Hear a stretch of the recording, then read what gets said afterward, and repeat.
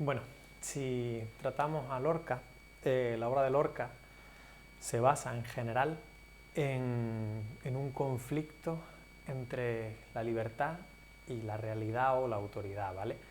Si os dais cuenta, es lo que ya reflejaba en la casa de Bernarda Alba, en su teatro.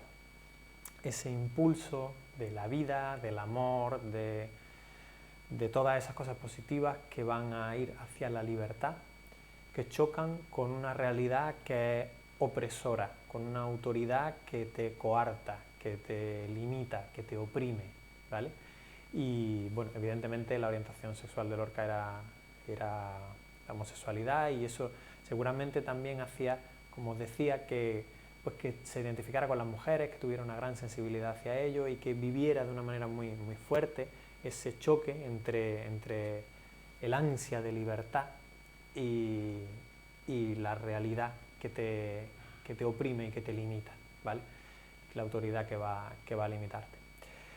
Aparte de eso, Lorca tiene un estilo que se caracteriza por el sincretismo, es decir, por la mezcla, por la unión, por ser capaz de mezclarlo todo de una manera que funcione, y mezcla todas las cosas, como hacían en la generación del 27, a un nivel magnífico.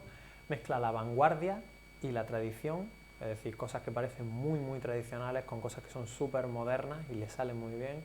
Mezcla el esteticismo, esa sensación de que el poema es sobre todo un juego estético, un juego artístico, ¿vale? A veces lo hace así, lo hace maravillosamente, y casi como si fuera poesía pura, y a veces mezcla sentimientos muy, muy humanos, o sea, aparecen sentimientos muy humanos, sinceros, llenos de pasión, llenos de desgarro, ¿vale? Entonces él consigue hacer esas dos cosas. A veces hace poemas infantiles que parecen eso, juegos tontos literarios, no sé, seguro que en el cole habéis aprendido: el lagarto está llorando, la lagarta está llorando, el lagarto y la lagarta con delantalitos blancos han perdido sin querer su anillo de desposados, y así sucesivamente, ¿vale? Poemas muy simples que parecen juegos, con poemas absolutamente desgarradores que prácticamente te hacen llorar, ¿vale? Entonces esa idea de conseguir mezclarlo todo hace que sea pues una figura clave dentro de la generación del 27. Además, como dice vuestro libro, su poesía se caracteriza porque crea una atmósfera que es misteriosa, que es dramática, que es muy densa, que es muy pasional. Lo consigue con metáforas muy fuertes que se convierten en imágenes visionarias, esas imágenes que reflejan el mundo interior. Lo consigue con los símbolos, ¿vale?, que estaban en el teatro pero que nos lo vamos a encontrar también en la poesía, y muy desarrollados, ¿ok? Y llega a crear esa atmósfera misteriosa, emocional, densa, potente, ¿vale?, que lo caracteriza. Respecto de las etapas, respecto de las fases, podemos distinguir dos, ¿vale? Una etapa que podríamos llamar de influencia popular, que está al principio, en la que él toma eso, referencias que son populares, pero empieza a mezclar y a profundizar y darles otra dimensión con las técnicas y con los mecanismos de vanguardia que conocía, ¿vale? La primera se llama el poema del cante jondo, el primer libro que podíamos tomar como referencia. El cante jondo, sabéis que el cante flamenco, pero no el cante alegre, sino el cante profundo, el que expresa la pena, la angustia, lo más oscuro, ¿no? La pasión, pero en el sentido más duro. Ese es un poema que toma como referencia, porque él toma esta referencia, esa es una obra que él hace tomando como referencia este elemento del folclore, que es ese flamenco más tradicional, menos alegre, más profundo, ¿vale? Sabéis, hondo es hondo, es profundo, ¿vale?, en ese sentido. Y luego hay otro poema, otro poemario, otro libro que se llama Romancero Gitano, que es una colección de romances sobre los gitanos, que se convierten en una especie de figuras casi mitológicas, con un aire casi épico, ¿no?, en el que bueno, aparecen muchísimos temas: la pasión, el dolor, la venganza, la muerte, una historia terrible, sobrecogedora, y Lorca tiene mucha sensibilidad hacia ellos porque bueno, es una persona que desarrolla una gran sensibilidad hacia los débiles, hacia los oprimidos, hacia los perseguidos de alguna manera, igual que os decía en el teatro que aparecía con las mujeres, pues aquí de alguna forma tiene esa identificación con esos sentimientos exagerados, salvajes, ¿no? de los gitanos oprimidos, además por toda una sociedad racista que los está presionando, ¿vale? que los está marcando. Entonces esa sería un poco la idea.